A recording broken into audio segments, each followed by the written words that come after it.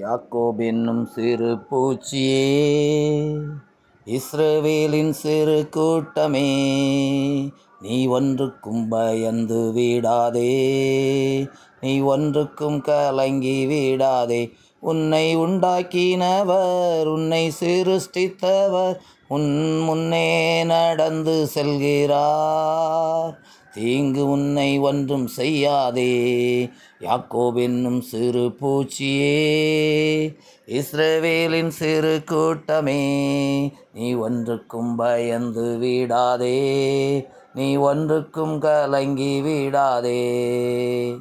கிறிஸ்துவுக்குள் மிகவும் பிரியமானவர்களே, இந்த அதிகாலை பொழுதிலே உங்களோடு கூட மீண்டுமாக ஆண்டுடைய வார்த்தை பகிர்ந்து கொண்டு ஆண்டுடைய நாமத்தில் ஜெபிப்பதற்கு தேவன் எனக்கு கொடுத்த மாபெரும் கிருபைக்காக நான் ஆண்டவரை ஸ்தோத்திரிக்கிறேன்.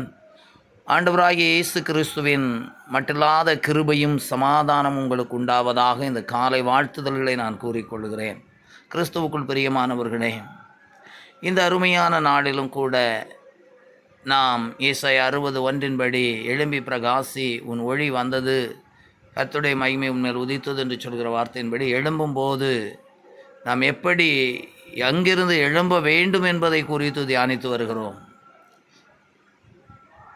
எகிப்திலிருந்து, அடிமைத்தன வீட்டிலிருந்து, பார்வோனுடைய பிடியிலிருந்து நாம் எழுந்திருக்க வேண்டும் என்பதை நான் உங்களுக்கு சொல்லி வருகிறேன். அப்படி எழுந்து நாம் புறப்படும் போது நமக்கு எதிராக நம்மை அடிமைப்படுத்தின பாவம், அடிமைப்படுத்தின இச்சை, அடிமைப்படுத்தின வல்லமைகள், அதிகாரங்கள், பிசாசின் கிரியைகள் நம்மை மேற்கொள்ளுவதற்கு தன் முழு பலத்தோடும் வரும் என்பதை நான் உங்களுக்கு சொன்னேன்.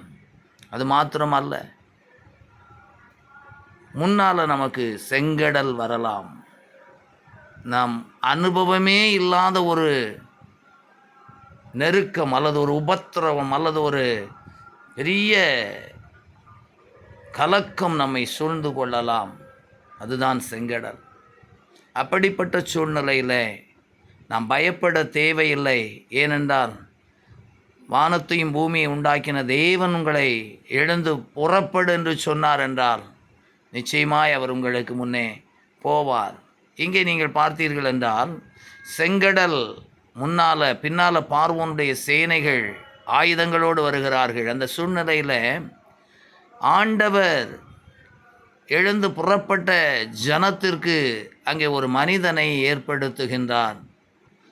இந்த ஜனத்திற்காக தெய்வ சமூகத்தில் விழுந்து கிடப்பதற்கும், தேவனுடைய காரியங்களை ஜனத்துக்கு சொல்லுவதற்கும், ஜனங்களை நடத்துவதற்கும் தேவன் அங்கே மோசேயை பயன்படுத்துகிறதை பார்க்க முடியும். ஏற்கனவே எகிப்திலிருந்து மோசேயை கொண்டு அநேக காரியங்களை செய்து கர்த்தர் வெளியே கொண்டு வந்தார். அவைகளை நாம் அறிந்திருக்கிறோம் என்பதனால் உங்களுக்கு சொல்லவில்லை. ஆனால் இந்த இடத்துல தேவன் மோசேயை நமக்கு எதற்கு அடையாளமாக காட்டுகின்றார் என்றால், நாம் எழுந்து தேவனுடைய காரியங்களுக்காக, பரிசுத்த வாழ்வுக்காக, பரலோக பயணத்தை நாம் தொடரும்போது நமக்கு சில நேரங்களிலே மோசேக்கள் தேவை என்பதை வேதம் சுட்டி காட்டுகின்றது. பின்னால் ஆயுதமேந்திய பலவான் வரும் பொழுது, முன்னால் ஆழமான அலைகள் நிறைந்த செங்கடல் வரும்போது நம்மை அந்த சூழ்நிலையில் நடத்துவதற்கு தேவன் சில ஊழியக்காரர்களை, சில ஆலோசனைக்காரர்களை, சில போதகர்களை தேவன் நமக்கென்று ஏற்படுத்தி இருக்கிறார். என அன்பான தேவனுடைய பிள்ளைகளே, அங்கே மோசே மாத்திரம் இல்லாதிருந்தால் இஸ்ரவேல் ஜனங்கள் அந்த இடத்துல சரியான ஆலோசனையை பெற்றிருக்க முடியாது. வேதம் சொல்லுகிறது, ஆலோசனைக்காரர்கள் அநேகர் உண்டானால் ஜெயம் உண்டு என்று சொல்லி உங்களை போதிப்பதற்கு, உங்களை நடத்துவதற்கு தேவன் கொடுத்திருக்கிற ஊழியக்காரர்கள், சுவிசேஷகர்கள், போதகர்கள், அப்போஸ்தலர்கள், மிஷனரிகள் யாராக இருந்தாலும் அவர்கள் உங்களுக்கு முக்கியமானவர்கள். என அன்பான தேவனுடைய பிள்ளைகளே, உங்கள் வயதுக்கு மூத்தவர்கள் உங்கள் அனுபவத்தில் உங்களை நடத்துவதற்கு கட்டாயம் தேவை.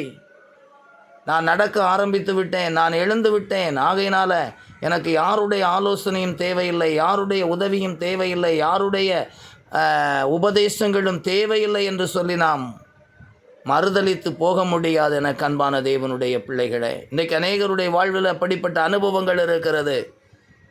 அது ஆவிக்குரிய வாழ்க்கையில் ஒரு முற்றுப்புள்ளியை வைத்துவிடும்.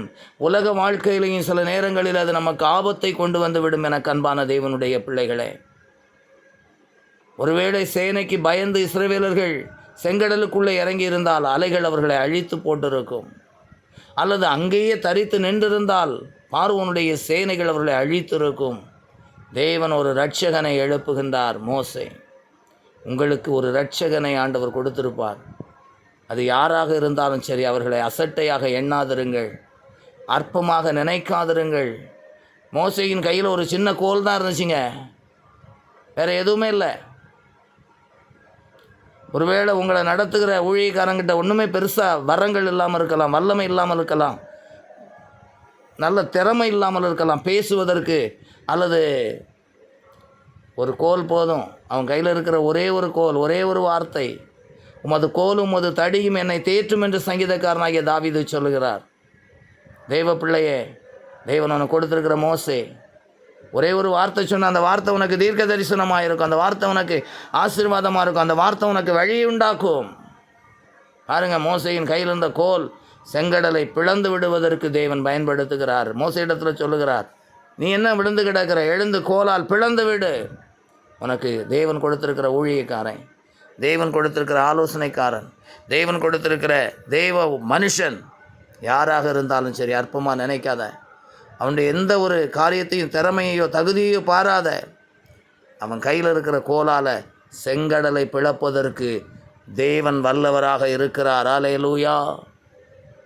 உங்களுக்கு கொடுத்திருக்கிற ஊழியக்காரங்களை கனப்படுத்துங்க. ஆகையினால் தான் பவுல் எழுதுகிறார், உங்களை நடத்துகிறவர்கள் உங்கள் ஆத்துமாக்களுக்கு உத்தரவாதிகள் ஆனபடியினால் அவர்கள் துக்கத்தோடு அல்ல சந்தோஷத்தோடு உங்களை நடத்த வேண்டும் என்று சொல்லி ஜாக்கிரதையாயிருங்கள் என்று எழுதுகிறார்.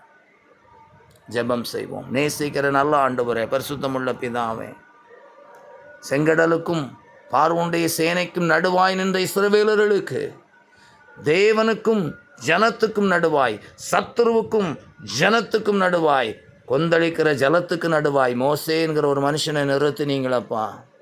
எங்களுக்காக எந்த மோசைகளை தேவன் ஏற்படுத்தி வைத்திருக்கிறீர்.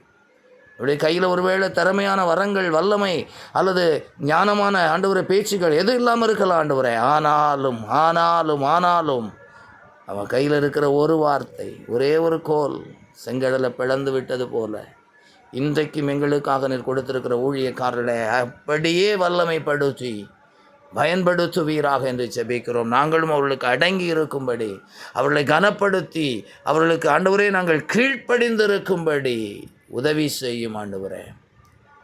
ஆடம்பரம் இல்லாத, அலங்கரிப்பு இல்லாத ஆண்டவரே, சாதாரணமான மனிதர்களையும் நாங்கள் தெய்வ மனிதர்கள் என்று எண்ணிக்கொள்ளுகிற சிந்தை எங்களுக்குள்ள உருவாகட்டும், கீழ்ப்படுகிற சிந்தை உருவாகட்டும். உம்முடைய நாமத்தில் எங்களை நீர் ஆசீர்வதிக்க வேண்டும் என்று ஜெபிக்கிறேன். இயேசுவின் மூலம் ஜெபங்கேளும் நல்ல பிதாவே, ஆமென். மெய்யாகவே கர்த்தர் நம்முடைய ஜெபத்தை கேட்டார், நம்முடைய ஜெபத்தின் சத்தத்துக்கு செவி கொடுத்தார். நம்முடைய ஜெபத்தை தள்ளாமலும் நம்முடைய கிருபையை நம்மை விட்டு விலக்காமலும் இருக்கிற தேவனுக்கு ஸ்தோத்திரம் உண்டாவதாக. என் ஆத்துமாவே கர்த்தரை ஸ்தோத்திரி, என் முழு உள்ளமையுடைய பரிசுத்த நாமத்தை ஸ்தோத்திரி. என் ஆத்துமாவே கர்த்தரை ஸ்தோத்திரி, கர்த்தர் செய்த சகல உபகாரங்களை மறவாதே. கிறிஸ்துவுக்குள் பிரியமானவர்களே, இந்த வார்த்தைகள் நிச்சயமாய் உங்களுக்கு பயனுள்ளதாக இருக்கும். இந்த ஜெபம் உங்களுக்கு நிச்சயமாய் விடுதலைக்கும் ஆசீர்வாதத்துக்கும் தேவனுக்காக எழும்புவதற்கு உங்களை நடத்தும் என்று நம்புகிறேன். கர்த்தர் உங்களை ஆசீர்வதிப்பார். மற்றவர்களுக்கும் இதை அனுப்பி தெரியப்படுத்துங்கள், கேட்க பண்ணுங்கள். God bless you. Amen.